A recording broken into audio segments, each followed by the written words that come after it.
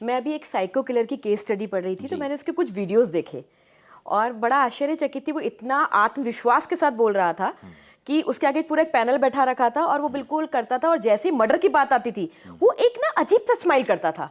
और वहीं एक डॉक्टर ने पकड़ा कि ये जब भी मर्डर की बात आती है, हुँ, हुँ। इसके अंदर एक वो चीज आती है, देखो मैंने कर दिया, देखो मैंने कर दिया। तो इतनी बारीकी से आप सब लोग उसमें यस। चीजों को जज कर रहे होते हैं। मैं एक कॉमन क्वेश्चन आपसे पूछना चाहूंगी। जैसे हमारे ऑफिसेज होते हैं जी। और भी बड़ी एमएनसीज हैं, बड़े कॉरपोरेट्स हैं, आपका क्या सजेशन रहेगा कि ऐसी जगह पर मेंटल हेल्थ एम्प्लॉय की अच्छा रखने के लिए हुँ। एक कॉरपोरेट को, एक एचआर को, एक मैनेजमेंट को क्या क्या पहल करनी चाहिए अपने एम्प्लॉयज के साथ? इसमें बात आ जाती है एक तरह से वर्क प्लेस हाँ जी। एंड मेंटल हेल्थ हाँ वाली जी। बात है ये, ठीक है? तो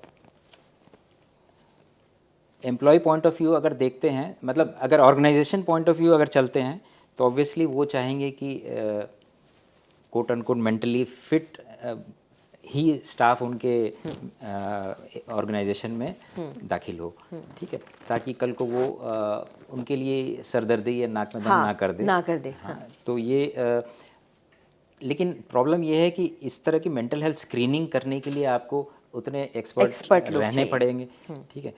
क्योंकि इसी तरह का हमारी अभी रिक्वेस्ट आ रही हैं डिफरेंट पैरामिलिट्री और अलग एजेंसी से भी, हाँ, क्योंकि उन्हें भी ज़रूरत पड़ रही है, बिल्कुल। क्योंकि सेंसिटिव पोस्ट हैं, तो वहाँ पे जाहिर सी बात है कि ऑल द मोर रिग्रेसनेस होनी चाहिए हाँ, स्क्रीनिंग के लिए कि हम किसको पोस्ट कर रहे हैं अहम पोस्ट पे। बहुत फर्क पड़ता है हाँ, कि अगर बिल्कुल। आपके साथ एक अनहेल्दी इंसान आ जाए, वो सारा माहौल बिगाड़ सकता है। बिल्कुल बिगाड़ सकता है। तो स्क्रीनिंग के इश्यू तो है, लेकिन आपको हिंट मिल जाएगा। देखिए, अगर ऑर्गेनाइजेशन प्रो एम्प्लॉय है और आपको ऑटोनॉमी है काम करने का, ठीक है, और आपको एक पर्पस मिल रहा है, जो लोग कहते हैं ना कि हमें जॉब सेटिस्फैक्शन है, ये चीज़ उन्हें मिल रही है, और फिर सो टू से हेल्दी एक वर्क प्लेस मिल रहा है, तो वो ग्रो करेगा और उसमें कोई इशू नहीं है। लेकिन वहीं अगर वो quote and quote toxic type हो जाता है, तो जहाँ पे वर्कलोड भी है, कोई फेयर ट्रीटमेंट नहीं हो रही है, और उसको मतलब क्या बोलते हैं, कोई ग्रीवेंस रिड्रेसल भी नहीं हो रही है उसकी, तो ऐसे में हो सकता है कि उसकी मेंटल हेल्थ इश्यूज़ हो, और फिर जेंडर रिलेटेड भी हो सकती हैं, जैसे वर्क प्लेस हैरेसमेंट हो सकता हाँ, राइट। है ना?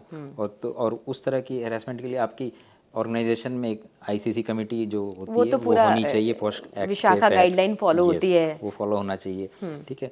Work place actually two way है, मतलब ये कलेक्टिव रिस्पॉन्सिबिलिटी है मेरे हिसाब से, कि एम्प्लॉयज़ की भी है लेकिन एम्प्लॉयर दोनों की है, मिली भगत होनी चाहिए, कि अगर इनका स्वास्थ्य, अगर मानसिक स्वास्थ्य अच्छा रहेगा तो प्रोडक्टिविटी भी अच्छी रहेगी, है ना? अदरवाइज एब्सेंटिज्म रहेगा।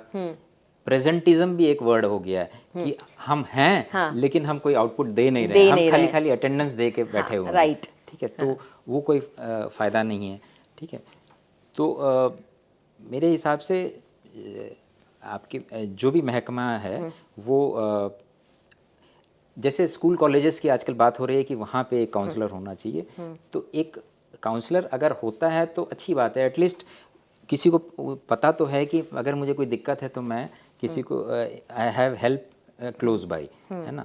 अदरवाइज़ तो वो टालते रहेगा, क्योंकि आपकी जॉब ऐसी है कि लेट नाइट शूट हो या फिर हाँ, स्लीप कॉम्प्रोमाइज़ हो रही है, तो आप कब जाइएगा, कब अपॉइंटमेंट लीजिएगा, आपको भी नहीं पता है कि और चलिए हमारे देश में फिर भी अपॉइंटमेंट डॉक्टर्स की मिल जा रही है। हाँ, आप अगर यूएस और यूके की बात करते हैं तो महीनों बाद आपको मिलता है वहाँ हाँ, पे।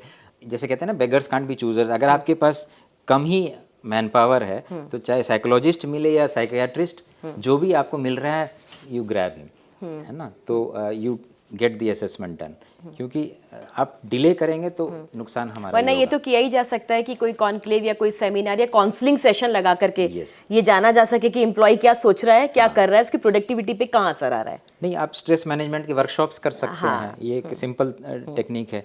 कई लोग आजकल अपने स्टाफ को लेके रिसोर्ट में लेके जाते हैं, हाँ। जो भी प्रोग्राम हाँ, करने, प्रोग्राम तो करते वहीं पे आप उनके आर्ट ऑफ लिविंग या इस तरह का एक मेडिटेशन शिविर कर सकते हैं। मतलब चिंतन भी हो जाएगी और यहाँ उनका अपना रिलैक्सेशन भी हो जाएगा। दोनों एक तीर से दो शिकार हो जाता है।